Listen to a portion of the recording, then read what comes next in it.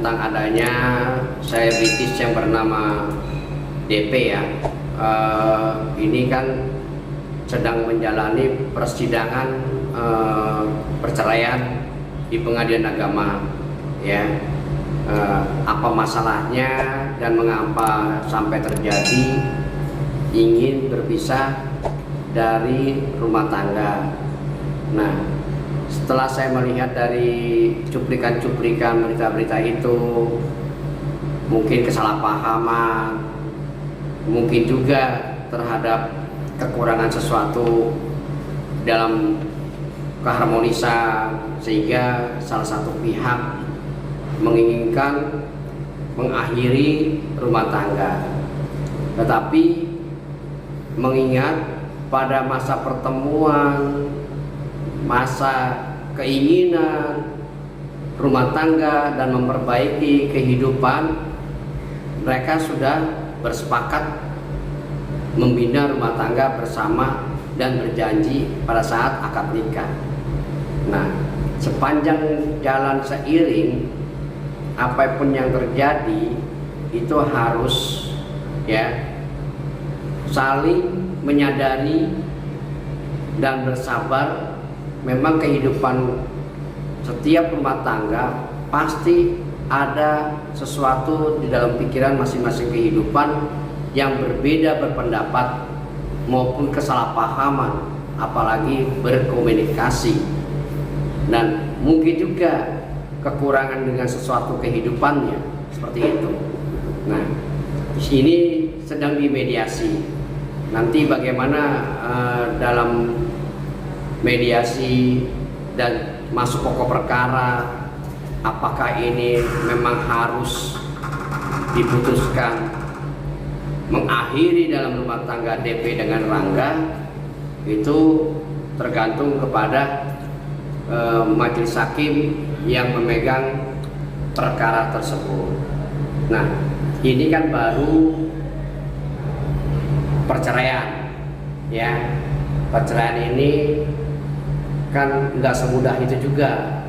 Majelis hakim juga akan bertanya, mengulas agar supaya ini diajak untuk rujuk atau keinginannya tidak berpisah. Itu majelis hakim ya, pengadilan. Nah, setelah nanti putus dalam pengadilan perpisahan atau mengakhiri rumah tangga putusan pengadilan perceraian, maka dari situlah sesuatu yang mengambil jalan masing-masing kehidupan seperti itu. Nah, tetapi kehidupan ini ya, kadang-kadang selebritis gampang tergoda, gampang menikah, gampang berpisah, yang seharusnya menjaga di dalam kehidupan maupun profesi, jangan sampai terulang kembali yang tidak lagi menjadi contoh terhadap para fan-fan tersebut di muka umum. Itu aja pesan saya. Lagi? Mungkin yang pertama mungkin sesuatu ya, karena ada orang yang di dalam rumah tangga itu mungkin ada pihak-pihak lain yang tidak suka dan menyukai, sehingga berpisah, ada yang mengompori maupun ada yang pelakor. Yang kedua, dia mencoba kembali agar mendapati yang benar-benar keutuhannya ya, tetapi gagal lagi. Terus kemudian yang ketiga, menginginkan mungkin di dalam kehidupannya si DP dan Rangga ini sudah lelah, mungkin sudah jenuh dalam membina rumah tangga.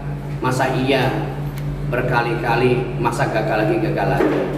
Mungkin juga dalam hati kecil dia juga pasti berpikir, saya ini mencari yang sesosoknya yang benar-benar bisa saling menyadari dan pengertian dan melindungi dan mengayomi di dalam sama-sama perjuangan di dalam rumah tangga. Tetapi kehendak lain maupun seiring sejalan ini kehidupan fenomena di dalam kehidupan manusia kadang-kadang digeluti dengan suatu berpikir yang negatif, apalagi keemosionalan.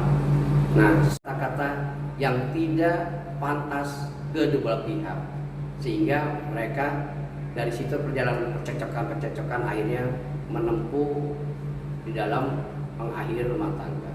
Inilah yang sebenarnya rumah tangga itu gampang ya. Yang penting kita saling mengerti si wanita itu maupun wanita itu kepada si suaminya, ya. Jadi saling menyadari dan menghormati dalam rumah tangga. Tidak perlu harus berpikir negatif. Biarkan saja itu masing-masing punya prinsip, masing-masing juga berbeda pandangan. Tetapi kedua belah pihak saling mendukung, saling menasihati, atau setidak-tidaknya dia saling memberikan pandangan, pengertian, tidak lagi mengucapkan kata-kata yang tidak enak di dalam kuping ya pendengarannya, masuk ke dalam hati, sehingga dalam pikirannya itu menjadi pemikiran yang tanda kutip ya akhirnya negatif ya, emosional terus berlanjut akhirnya jadi menuju ke pengadilan agama seperti itu. Ini yang terakhir dan ketiga kali, apakah masih ada perbaikan kembali? Kalau memang menyadari kedua belah pihak tidak perlu harus masuk mengakhiri rumah tangga, dibenahi dahulu, diperbaiki dulu, masing-masing membuat kesepakatan bersama, berjanji masing-masing bersama, kurang lebihnya saling meminta maaf ya. Terus sejalan itu baru kedepannya lihat rumah tangga itu ya, artinya saling menyadari lah, nggak sembarangan juga, karena kehidupan pasangan itu kan ya namanya manusia kan beda-beda pendapat ya, beda-beda berpikir, tapi kita harus sabar dan mengerti, harus memahami, saling mendukung, itu aja kehidupan rumah tangga ya. Setelah adanya undang-undang perkawinan ya, tentang perkawinan nomor 1 tahun 74 ya, yang penting sejak adanya dia akad nikah, berjuang ya, menghasilkan harta bentuk bergerak maupun tidak bergerak ya. Nah, disitulah perjuangan mereka. Di dalam perkawinan ini ada cara, apakah harta terpisah, masing-masing punya pendapatan, perjanjian pernikahan, perjanjian yang sebelumnya maupun yang saat ini ya. Kalau misalnya tidak ada perjanjian mengenai harta pada sejak dia nikah ya, berlanjut dia memiliki segala sesuatu, artinya itu milik bersama. Si pihak laki mempunyai hak, si perempuan mempunyai hak. Tetapi zaman modern saat ini ada perjanjian kawin harta terpisah, baik yang saat menjalani rumah tangga yang